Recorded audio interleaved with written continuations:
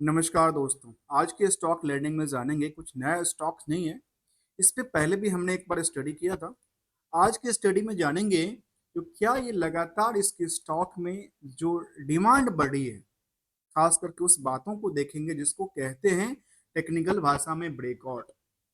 आखिर ये मार्केट में क्या हुआ रहा और कैसे वॉल्यूम के इस बेसिस पे इसको एनालिसिस किया जा सकता है, इसी की आकलन करेंगे। क्योंकि हमने वॉल्यूम बेसिस के चार्ट लिया और समझने को लेकर के आखिर यहाँ पे वॉल्यूम में एवरेज क्या देखना जरूरी है इस स्टॉक को। तो सबसे पहले देखिए, सारे के सारा जो चीजें हैं ना, वॉल्यूम बेसिस है मार्केट। अब कहते हैं कि वॉल्यूम बेस कैसे है, अलग अलग इंडिकेटर्स है, अलग अलग इंडिकेटर्स यूज किए जाते हैं मार्केट को लेकर के। चाहे इंडिकेटर की आप हजारों आप बना लो या फिर आप दूसरे का यूज कर लो, आप खुद भी एनालिसिस कर सकते हो। मैं वॉल्यूम बेस क्यों कह रहा हूँ मार्केट को, उसका भी एक रीजन है। रीजन पता है क्या है? रीजन है जो मार्केट में जो नंबर ऑफ शेयर है वो लिमिटेड होता है हमेशा। और लिमिटेड ऑफ नंबर शेयर में, इसी लिमिटेड के अंदर डिमांड और सप्लाई के देख के बेसिस पे वॉल्यूम मार्केट में एंट्री होती है और एग्जिट होती है। इसीलिए मैं कहता हूँ कि वॉल्यूम बेस देखना चाहिए। तो वॉल्यूम बेस बेसिकली क्या देखना चाहिए, और ये वॉल्यूम बेस इसलिए देखना चाहिए क्योंकि ये देखना है जो क्या वॉल्यूम जो है अपनी जो जो नित्य दिन की बात करें, कई बार मैं कुछ अलग वर्ड को यूज करता हूँ, वहां पे देखा गया कि यदि डेली 10,000 या 50,000 मूविंग क्या कहती है, एक एवरेज के तौर पे देखने को मिलती है मार्केट में, और कई दफा मार्केट में कुछ नए अट्रैक्टिव आ जाती है और काफी सारा क्या होता है, वॉल्यूम इंक्रीज कर जाए। तो वॉल्यूम इंक्रीज बेस पे कुछ ना कुछ संकेत देता है। वो क्या कहता है? वो ट्रेंड दर्शाता है, तो आखिर मार्केट में ट्रेंड कहाँ जाने वाला। कैसे? क्योंकि मार्केट में मान लेते हैं आपने, क्योंकि सप्लाई और मूव और उसका डिमांड की बात है, तो यहाँ पे जो 150 करोड़ की टोटल है उसमें डिमांड को बढ़ा दीजिए या फिर सप्लाई को कम कर दीजिए, बात एक ही है। तो मार्केट में भीड़ उसी के बेसिस पे होगा। फिलहाल ये कंपनी जिसका नाम है पेट्रोनेट, ये गवर्नमेंट की कंपनी है। अब यहाँ पे मैं कहता हूँ, गवर्नमेंट कंपनी थी तो गवर्नमेंट के पास डायरेक्टली इसकी होल्डिंग नहीं है। गवर्नमेंट के पास डायरेक्टली होल्डिंग नहीं है इसमें। जो ऑयल इंडिया है, ओएनजीसीज हैं, ये सारे के सारे इनके इन्वेस्टर्स। इसीलिए जो कंपनी 1900 कह सकते हैं, जो इसको बनाया गया था कंपनी को, पेट्रोनेट लिमिटेड एलएनजी को, in the develop design and the construct on and the operate liquefied natural gas के लिए बनाया गया था। Import and reclassification of the termination की बात, जो टर्मिनल्स ऑफ इंडिया में जो कामकाज किया है, कंपनी 1998 में बनाई गई थी। और बनाने के बाद इसके प्रोमोटर्स की बात करें तो प्रोमोटर्स इसके पास हैं, जिसमें oil and natural gas ONGC, oil India corporation हैं, गेल इंडिया है, भारत पेट्रोलियम है, इन सभी। और काम भी इन्हीं सभी के लिए करती होगी, इन्हीं सभी के लिए काम भी करती होगी, और यही इनके प्रोमोटर्स की लिस्ट में भी आती है। जहां पे फिलहाल यदि भीड़ की बात करेंगे तो स्टॉक की जो बुक वैल्यू कहता है 113 का, इंट्रिंसिक वैल्यू के बारे में कहती है काफी अच्छा है, अर्थात समझ में ये आती है इनके पास एसेट्स क्या है, अच्छी खासी है। स्टॉक में यदि इंटरेस्टेड भीड़ की बात करें तो इंटरेस्टेड भीड़ कहती है 14 गुनी। किसके बेसिस पे? ईपीएस के बेसिस पे। जहां पे फेस वैल्यू 10 का है, 10 के बेसिस पे अर्निंग कितना करता है? करीब 25-26 रुपए का अर्निंग करता है।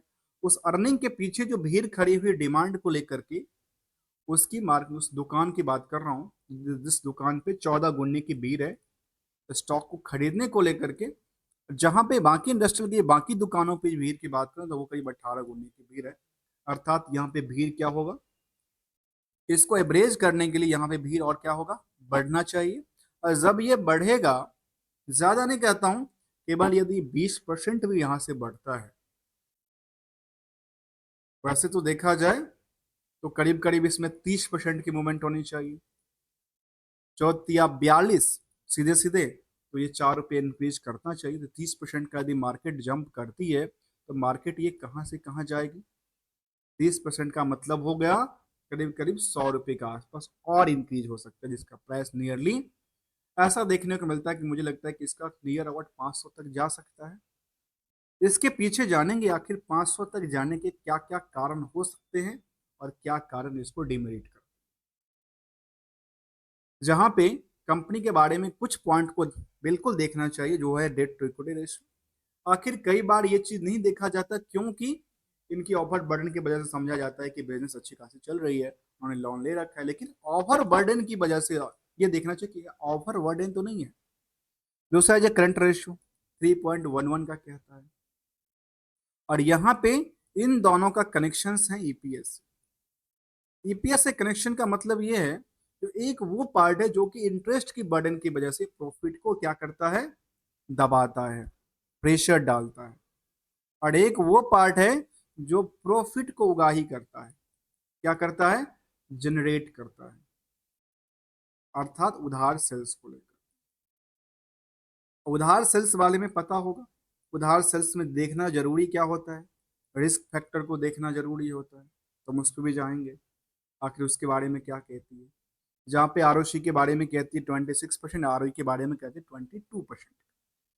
डिविडेंड का ट्रैक रिकॉर्ड भी अच्छा खासा रहा है, और इतना ही नहीं, यदि इसको और कुछ फैक्टर से देखा जाए तो वो कहती है कि प्रमोटर्स होल्डिंग 50% के आसपास, जो कि कौन है, इनडायरेक्टली गवर्नमेंट की कंपनी कंपनी है, गवर्नमेंट नहीं है, गवर्नमेंट की कंपनियां ही हैं यहाँ पे, है जहाँ पे नंबर ऑफ शेयर भी करीब 150 करोड़ की लिस्ट में आती है। चलिए अगले पड़ाव की तरफ चलेंगे। ये तो एक समरी डेटा था, इसके लिए इसी डेटा के पीछे हम जाएंगे, जिसका नाम है डीपली स्टडी, और डीपली स्टडी में जाएंगे, आखिर समझेंगे आखिर ये पार्ट को लेकर के, ये पार्ट को लेकर क्या कहती है, यदि इन्होंने लोन लिया तो उसकी यूटिलाइजेशन क्या करती है, उसके बारे में देखेंगे। और अभी तक आपने यदि चैनल को सब्सक्राइब, वीडियो को लाइक ना किया हो तो कर लीजिए, क्योंकि हम आपके साथ कोई भी रिकमेंडेशन या एडवाइजरी देने वाले नहीं है, हम केवल और केवल स्टडी के पर्पज से आपके साथ हाजिर होते हैं।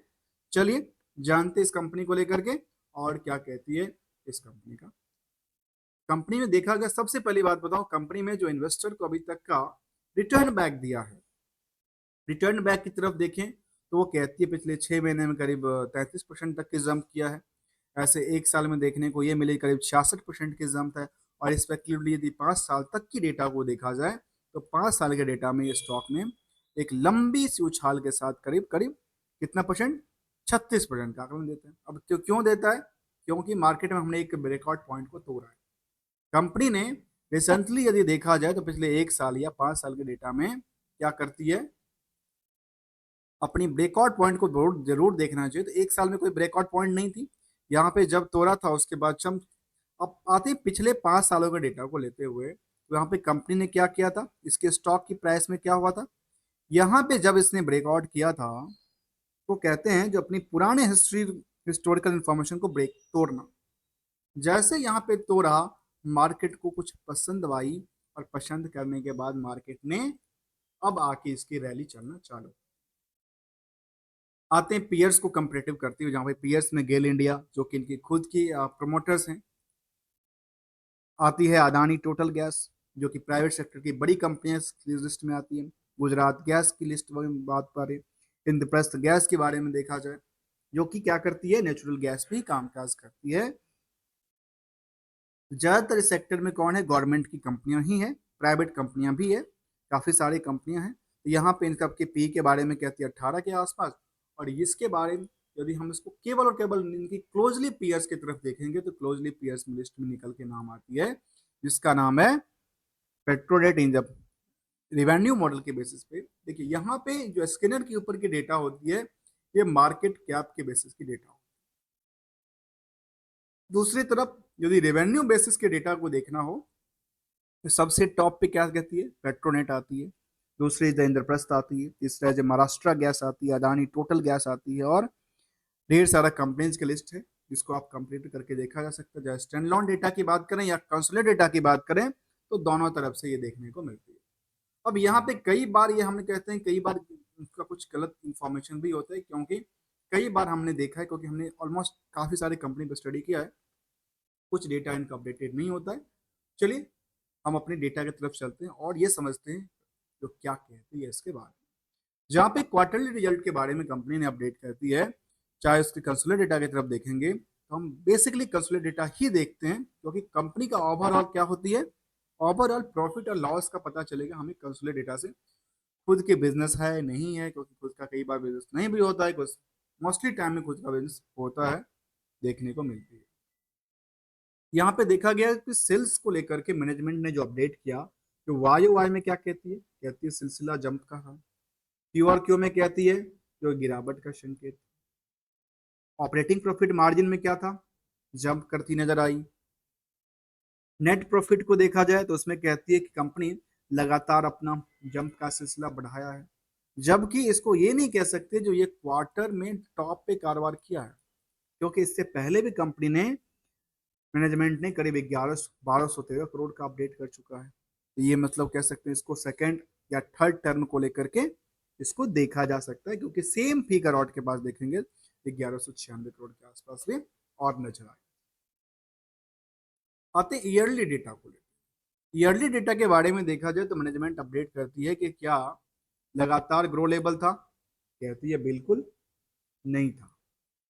कैसे नहीं था, क्योंकि जो 60,000 करोड़ के आसपास था उसमें क्या हुआ, गिरावट आ गई। जब गिरावट आई तो ऑपरेटिंग प्रॉफिट मार्जिन पे कुछ असर पड़ा, कहती नहीं, उसमें तो हमने इंक्रीज किया। जब इंक्रीज किया तो नेट प्रॉफिट को लेकर क्या कहती है, कहती है नियर अबाउट जो सबसे ज्यादा इंक्रीज करी कभी किसी पीरियड में हमने अर्निंग किया है, प्रॉफिट बुक किया है, उसका नाम है 2024 के लिए। और इसी में से यदि देखा जाए पिछले लास्ट क्वार्टर के डेटा तो 3900 करोड़ के आसपास होती है।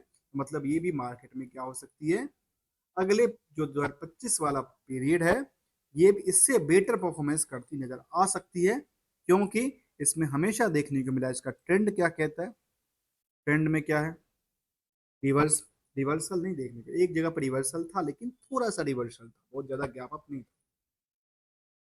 अब आते हैं उस पार्ट को लेकर के जो हम कहते हैं स्टार्टिंग में कहते हैं कि जो प्रॉफिट है वो एक बुक्ड किया हुआ प्राइस है। बुक किया हुआ क्या है, वैल्यू है। अब बुक किया हुआ वैल्यू को क्या क्या जानना जरूरी है, बैलेंस शीट को, फिगर को जानना जरूरी है, चाहे वो सरकार की हो, प्राइवेट हो या किसी और की भी हो, या आप हमारी आपकी खुद की ही पर्सनल फाइनेंशियल पोजिशन क्यों ना हो, हमें इन आकलन को देखना चाहिए। हमने प्रॉफिट तो बुक किया, लेकिन क्या प्रॉफिट के पार्ट के पैसा हमारे पास रिसीव हुआ या नहीं हुआ, या मार्केट में रिस्क तो नहीं पड़ा हुआ है।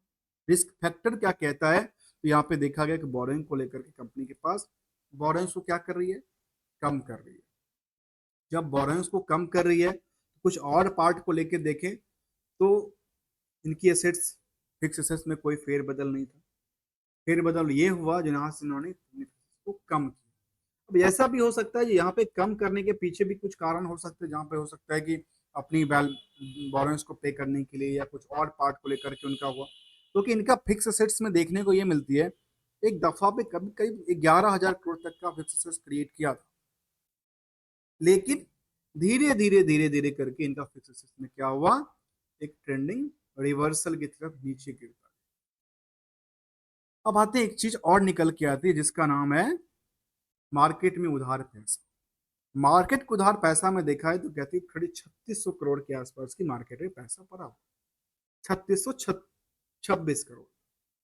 अब ये मैं आकलन क्यों करता हूँ, इसके लिए देखना जरूरी ये होता है किसी भी कंपनी को आखिर रिस्क फैक्टर क्या है, नंबर ऑफ डेज कितने दिन में इनके पास पैसा आती है, और वो प्रॉफिट और सेल्स के पार्ट पे कितनी है। तो यहाँ पे देखें सबसे पहली बात, एक महीने के पास पैसा आता है, जो इम्प्रूवमेंट होना चाहिए वहां पे थोड़ा सा गिरावट है 2 दिन की टाइमिंग का, उसमें कोई फेरबदल नहीं था, कोई ज्यादा बड़ी बात नहीं थी। अब आते हैं इसको 3600 करोड़ के आसपास जो रहा है उसमें इसका आंकलन देखिए, सेल्स के बेसिस पे कोई फर्क नहीं पड़ेगा क्योंकि तो काफी ज्यादा है, लेकिन प्रॉफिट के बेसिस पे देखा जाए तो 3626 करोड़ था टोटल मार्केट में पैसा। तो ये जो पैसा फंसा मतलब ये समझ में आती है, तो ये जो पैसा था इसमें से केवल और केवल कह सकते हैं इतने पैसे तो इनके पास आए नहीं अभी तक, ये पैसे मार्केट में लगे हुए हैं, जिसके लिए इनके पास कैश फ्लो भी देखना चाहिए, फंड फ्लो भी वो देखना चाहिए, जो एक जरूरी है।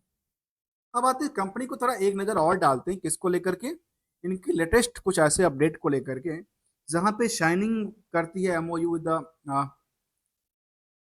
LTL holdings limited of the Sri Lanka में इनकी कुछ कामकाज के लिए इन्होंने प्रोजेक्ट को लेकर कामकाज के लिए प्रयासरत हैं। इससे बड़े प्रेस रिलीज की इन्होंने बात किया था 11/8 को।